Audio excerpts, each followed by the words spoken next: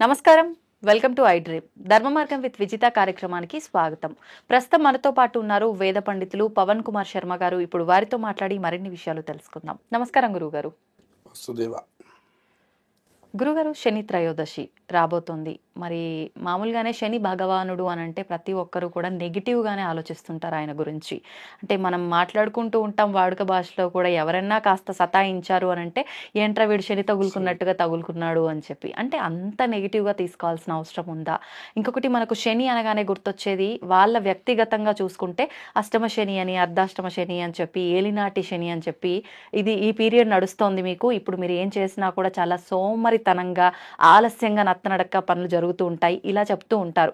ఇంకొకటి, శని భగవానుడికి సంబంధించిన వస్త్రం నలుపు అని చెప్పి, అది వేసుకుంటే ఆయనకు ప్రీతికరం కాబట్టి అనువుగా ఉంటాడు అని చెప్పి, లేదు అది వేసుకుంటే మనకు అన్ని నెగిటివ్గా జరుగుతాయి, ఇలా రకరకాలుగా మాట్లాడుకుంటాం శని భగవానుడి గురించి.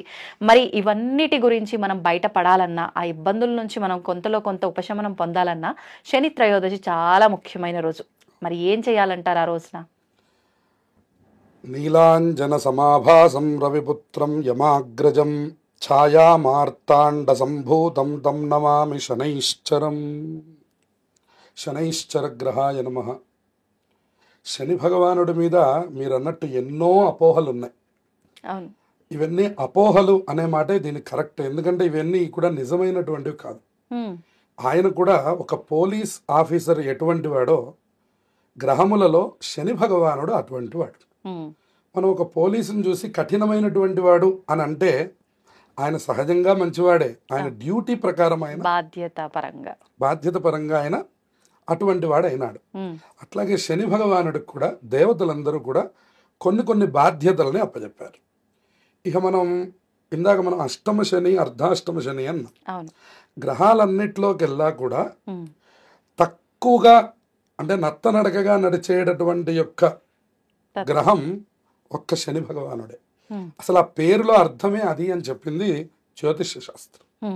శనై చరతి ఇది శనైశ్చర అన్న. మనం శనీశ్వరుడు అని అంటూ ఉంటాం, అందులో కూడా పెద్దగా తప్పేం లేదు. ఈశ్వరుడు శని అనేటటువంటిది సహజంగా ఉన్నది. కానీ పేరు తం నమామి శనైశ్చరం అని ఉన్నది. శనై చరతి అంటే నెమ్మదిగా వెళ్ళేటటువంటి వాడు అని సంస్కృతంలో మనకు అర్థం తెలుస్తున్నది.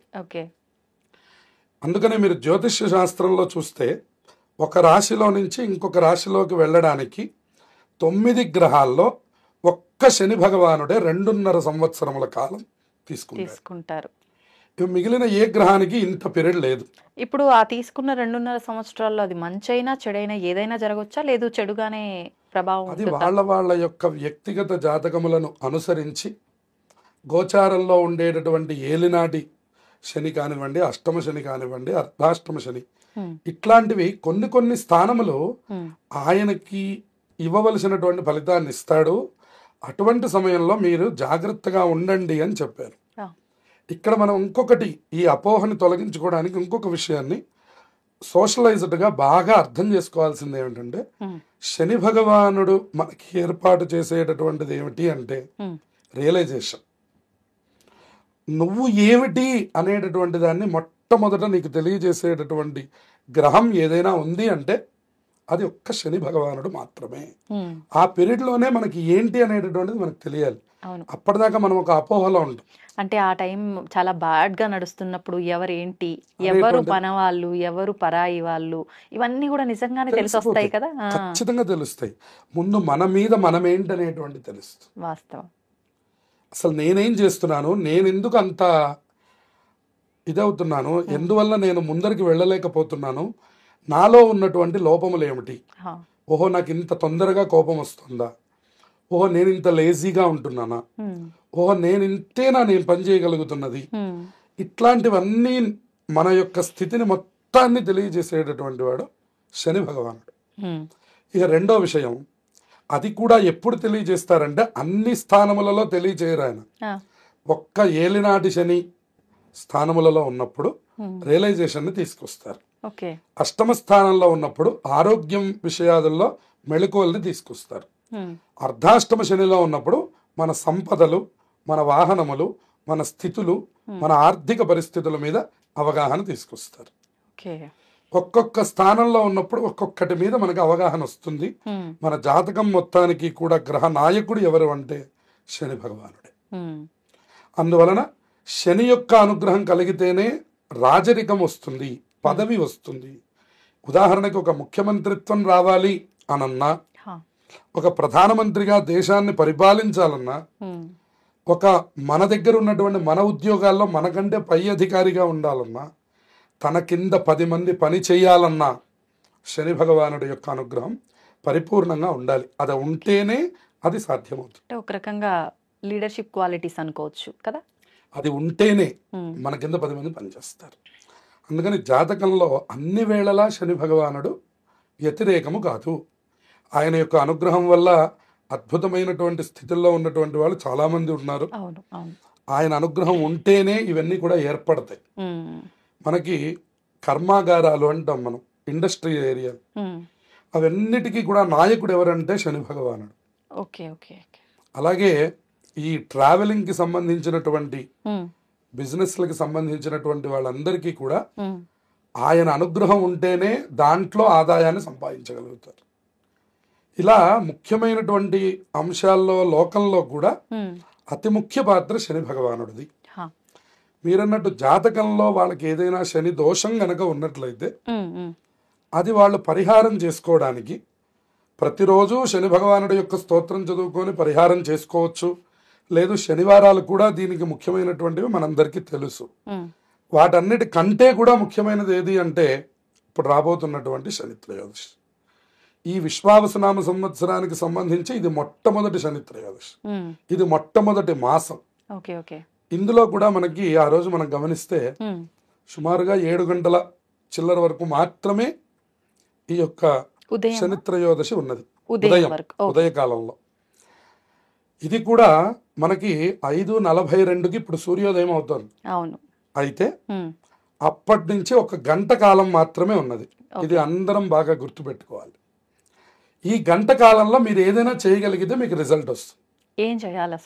ఏం చేయాలి అంటే మన దగ్గరలో ఉన్నటువంటి ఏదైనా ఒక దేవాలయంలో, ఇవాళ నవగ్రహాలు లేని దేవాలయం లేదు. ఇదివరకు కాలంలో కేవలం శివాలయంలో మాత్రమే నవగ్రహాలను ఉంచేవారు. మిగిలిన దేవాలయాలకి నవగ్రహాలకి సంబంధం లేదు. కానీ ఇప్పుడు కాలంలో మనకు అందరికీ అన్ని దేవాలయాల్లోనూ నవగ్రహాలు ఉంటున్నాయి. అది కూడా మనకు ఒక రకంగా అదృష్టం, ఎందుకంటే మనం ఎక్కువ దూరాలు వెళ్ళాల్సిన అవసరం లేదు. కాబట్టి దగ్గరలో ఉన్నటువంటి నవగ్రహాలు ఉన్నటువంటి దేవాలయానికి వెళ్ళాలి. అది ఆంజనేయ స్వామి వారిది కానీ, అలాగే ఈ శివుడికి సంబంధించినటువంటిది కానీ అయితే మరింత మంచిది. ఈ రెండు వీళ్ళిద్దరి యొక్క కనుసన్నల్లో ఉన్న గ్రహాలు పనిచేసేటటువంటి తీరు వేరు అని చెప్తున్నారు. కాబట్టి అటువంటి దేవాలయానికి వెళ్ళి నవగ్రహములకు ముందరగా 9 ప్రదక్షిణములు చేసుకొని శని భగవానుడి దగ్గర ఆగాలి. శని భగవానుడికి నల్లటి నువ్వుల నూనె, నల్లటి వస్త్రం, బెల్లం ముక్క, నల్ల ద్రాక్ష ఇవి తీసుకొని వెళ్ళాలి. 5 వస్తువులు: నల్ల నువ్వుల నూనె, నల్లటి వస్త్రము, బెల్లం ముక్క, నల్ల ద్రాక్ష.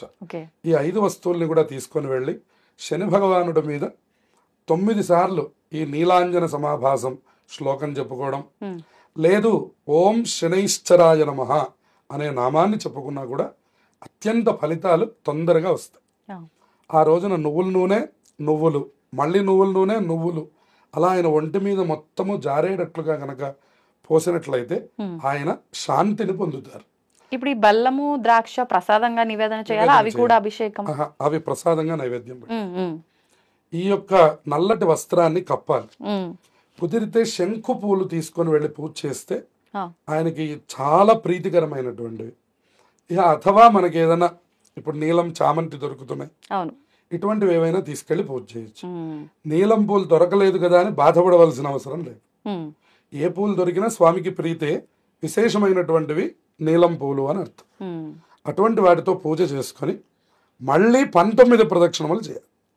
ఫస్ట్ 9 చేసిన తర్వాత అభిషేక క్రతువులన్నీ అయిపోయిన తర్వాత మళ్ళీ 19 ప్రదక్షిణములు కేవలం శని భగవాన్ ఉద్దేశించి చేయాలి. చేసినటువంటి తర్వాత ఆయన్ని ప్రార్థన చేసి ఆ శని భగవానుడి యొక్క స్తోత్రం చదువుకోవాలి. దశరథ కృత శని స్తోత్రము అని మనకు ప్రత్యేకంగా ఉన్నది. ఆ స్తోత్రం చదువుకొని నమః కృష్ణాయ నీలాయ పీతాంబరధరాయ చ అని మనకి దశరథ మహారాజు గారు ఒకనాడు శని భగవానుడిని ప్రార్థన చేశారట. ఆ స్తోత్రం అంటే శని భగవానుడికి చాలా ఇష్టమైనటువంటిది. అందువల్ల ఆ దశరథ కృత శని స్తోత్రాన్ని చదువుకొని కాళభైరవ అష్టకం కానీ హనుమాన్ చాలీసా ఈ రెండు కూడా చదువుకొని అక్కడ ఉన్నటువంటి ప్రధాన దేవతల యొక్క దర్శనం చేసుకొని చక్కగా కుదిరినటువంటి వాళ్ళు శని భగవానుడికి ప్రీతికరమైన దాన ధర్మములు కూడా చేయవచ్చు. ఇప్పుడు ప్రధాన ఆలయానికి వెళ్లే ముందు ఈ నవగ్రహ ప్రదక్షిణ అయిపోయిన తర్వాత ప్రతి ఒక్కరూ చేసే పని కాళ్ళు కడుక్కోవడం. మళ్ళీ నిజంగా అది ఆచరించాలంటారా? ఇట్లాంటి పరిహారం చేసినప్పుడు ఆచరించమని చెప్పింది ధర్మశాస్త్రం. నార్మల్ గా ప్రదక్షిణల సమయం సహజంగా రోజు వెళ్ళి ప్రదక్షిణం చేసుకుని కాళ్ళు కడుక్కుంటే ఆ ఫలితాన్ని మీరు వదిలిపెట్టేశారు అని అర్థం. ప్రతిరోజు ఏ పరిహారం లేకుండా నవగ్రహాలకు దండం పెట్టి కాళ్ళు కడుక్కున్నారు అంటే మీరు వాళ్ళని విస్మరించారు అని అర్థం. అంటే పరిహారం అంటే మనం ఎవ్రీ సాటర్డే వెళ్ళినా కూడా అభిషేకం చేస్తున్నాము నువ్వుల నూనెతో అంటే అది కూడా పరిహారం కిందకే వస్తుందా? అలాంటి పరిహారం చేసినప్పుడు కాళ్ళు కడుక్కోవాలి. ఓకే, కానీ నార్మల్ గా ప్రదక్షిణ చేసినప్పుడు ఏమీ అవసరం లేదు. ఇప్పుడు రేపు ప్రతిరోజు దేవాలయానికి వెళ్ళిన వాళ్ళు కూడా అవును చేస్తారు, ప్రదక్షిణం చేసి వెంటనే కాళ్ళు కడుక్కుంటూ ఉంటారు. ఖచ్చితంగా కడుక్కుంటారు. కానీ అటువంటి తప్పులు చేయరాదు. ఎప్పుడైనా శని పరిహారం జరిగినప్పుడు ఈ దోషం పోవడానికి నేను ఈ పని చేశాను అని అనుకున్నప్పుడు మాత్రమే పాద ప్రక్షాళన చేయమని శాస్త్రం చెప్తున్నది. ఓకే, ఇప్పుడు అక్కడ స్వామివారి దగ్గర ప్రసాదంగా మనం పెట్టిన బెల్లం ద్రాక్ష మనం మళ్ళీ దాన్ని ప్రసాదంగా స్వీకరించొచ్చా, తీసుకోవచ్చా? చక్కగా ఎవరి దోషం నిమిత్తం చేశారో వాళ్ళు తీసుకోవాలి. ఇది మొత్తం కుటుంబం అంతా తీసుకెళ్లవలసిన అవసరం లేదు. ఇప్పుడు ఎవరి కోసం చేశారో, ఉదాహరణకి పిల్లవాడి కోసం తల్లి చేశారు, తీసుకొచ్చి పిల్లవాడికి ప్రసాదం పెట్టాలి. అట్లా తన కోసం తను చేసుకున్నాడు, ఒక పండు స్వామి దగ్గర నుంచి తీసుకొని ప్రసాదంగా తీసుకోవాలి. తప్పించి ఇంటికి తీసుకొచ్చి అందరికీ పంచే విభాగం లేదు. మనకన్నా ముందరే ఎవరైనా స్వామివారికి అభిషేకం కనుక చేసుకుని ఉంటే మనం ఫస్ట్ వాటర్తో అభిషేకం చేసిన తర్వాత నువ్వుల నూనె నువ్వులతో చేయాలా, లేదు అంటే అదే విధంగా మనం కూడా చేయొచ్చా? అదే విధంగా చేయవచ్చు. ఎందుకంటే మళ్ళీ స్వామివారి మీద ఎక్కడ నీళ్లు పోయడం అనే మాట లేదు. శని భగవానుడికి నీరు తగలడానికి వీల్లేదు. దీని వెనకాల మనకు ఒక కథ ఉంది పురాణాంతర్గతంగా. రామాయణంలో కూడా ఒక కథ ఉన్నది. రామాయణంలో ఆంజనేయ స్వామి వారు వారధి నిర్మాణం చేసేటప్పుడు శని భగవానుడు వచ్చాడు. ఆంజనేయ స్వామి వారిది పూర్వభద్ర నక్షత్రం, కుంభరాశి. ఆయన అన్నారు, అయ్యా నేను నిన్ను నీ యొక్క స్థానంలోకి రావాల్సినటువంటి సందర్భం వచ్చింది, అందువల్ల నేను నీ కోసం వచ్చానంటే నేను రాముల వారి సేవలో ఉన్నాను, నువ్వు నాకు మళ్ళీ తప్పకుండా నువ్వు నన్ను నీ యొక్క పని పూర్తి చేయాలి తప్పకుండా, కాబట్టి నువ్వు మళ్ళీ కూడా నన్ను కలుసుకోవాలి, నేను ఇప్పుడు రాముడి యొక్క సేవలో ఉన్నాను కాబట్టి నేను నీకు అవకాశం ఇవ్వలేను అన్నారు. సరే, ఆయన ఇంకొక 2 రోజులు పోయిన తర్వాత మళ్ళీ వచ్చారట.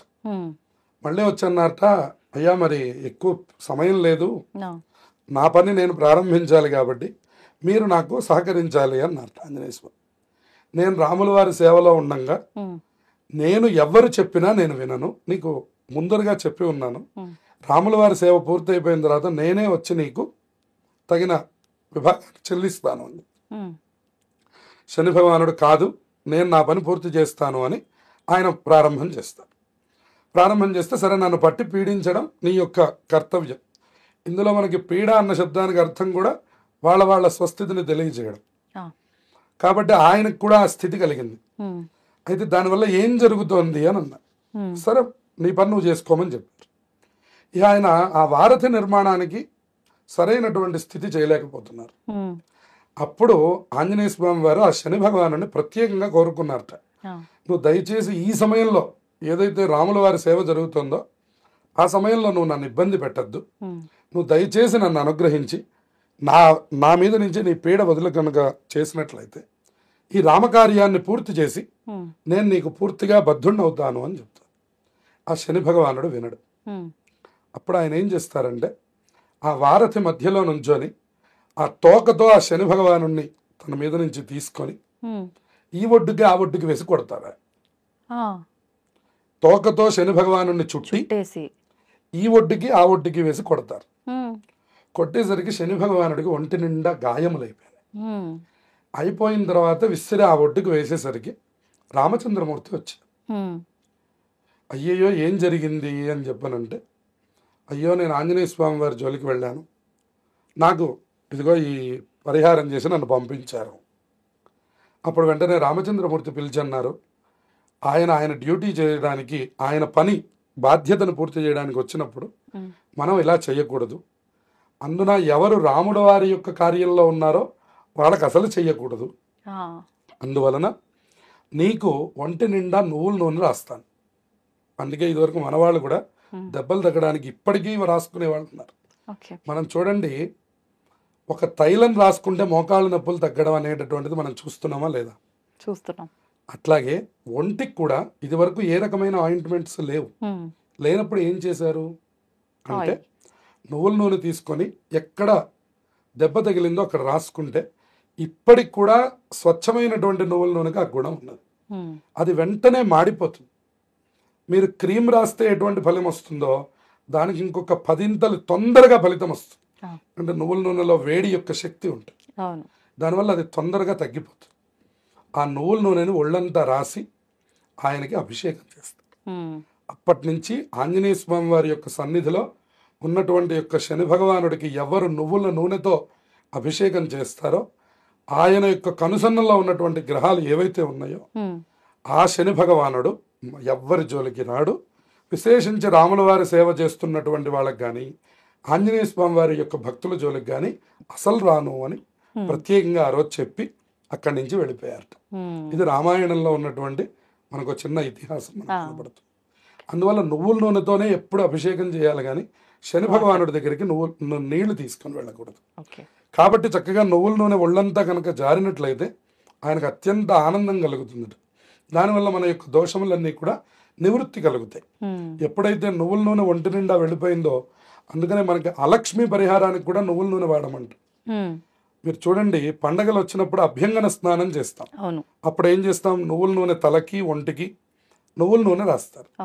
బాగా ఇప్పటికి కూడా మనకి సిటీ సంప్రదాయాల్లో తక్కువగా ఉంది కానీ పల్లెటూళ్ళల్లో వారానికి 2 సార్లైనా ఒంటి నిండా నూనె రాసుకొని సూర్యుడి యొక్క రశ్మిలో కూర్చోవడం అనేటటువంటిది కూడా ఒక థెరపీ. అది ఆ నూనె రాసుకొని కనుక కూర్చున్నట్లయితే దేహ దారుఢ్యం కలుగుతుంది, మంచి దేహ పటుత్వం కలుగుతుంది, వాడి బాడీ యొక్క స్థితి మారుతుంది.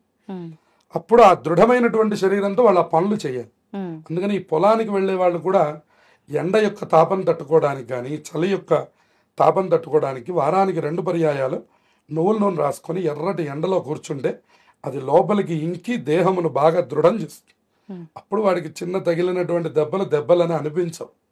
అటువంటి స్థితి కలగడానికి నువ్వుల నూనె ఎంతగానో తోడ్పడుతుంది. కాబట్టి అందులో ఇటువంటి సైంటిఫిక్ రీజన్ ఉంది కాబట్టి దాన్ని మన శని భగవానుడికి అభిషేకం చేసి మనం కూడా మన యొక్క శరీరమును మన యొక్క మానసిక స్థితిని వీటన్నిటిని దృఢం చేయడానికి మనం ఆ యొక్క ఏర్పాటు పెద్దలందరూ మన కోసం చేశారు. కాబట్టి అటువంటి తైలాభిషేకాన్ని చక్కగా ఆచరించి 19 సార్లు ఈ నీలాంజన సమాభాసం చదువుకోవడం. ఒకవేళ ఈ శ్లోకం అంతా మాకు నోరు తిరగదండి అని అనుకున్న వాళ్ళు ఓం శనైశ్చరాయ నమః అనే నామం అనుకోవాలి. శనై చరతి అన్నారు. చరతి అంటే నడిచేటటువంటి వాడు ఆయన కాబట్టి నెమ్మదిగా నడిచేవాడా నీకు నమస్కారం. కాబట్టి ఆ శనైశ్చరాయ నమః అనే నామం చాలా గొప్పది. అది స్మరించినా కూడా ఆయన యొక్క అనుగ్రహం కలుగుతుంది. ఏ సంబంధంలో కూడా శని భగవానుడు అందరికీ వ్యతిరేకాన్ని చెయ్యడు. వాళ్ళ జాతకంలో ఉండేటటువంటి ప్రత్యేక స్థితుల్ని అనుసరించి కొన్ని సందర్భాల్లో అలా జరుగుతుంటుంది. అప్పుడు కూడా పరిహారమునకు వశమైపోయేవాడు శని భగవానుడు. కాబట్టి పరిహారములు చేసుకుంటే ఆయన కంటే గొప్పవాడు ఎవరు లేరు. ఆయన యోగిస్తే మన జాతకం అత్యంత శక్తివంతమవుతుంది. అన్ని విధాలా శని భగవానుడు ప్రతి జాతకుడికి మేలు చేసేవాడే తప్ప కీడు చేసేవాడు కాదు.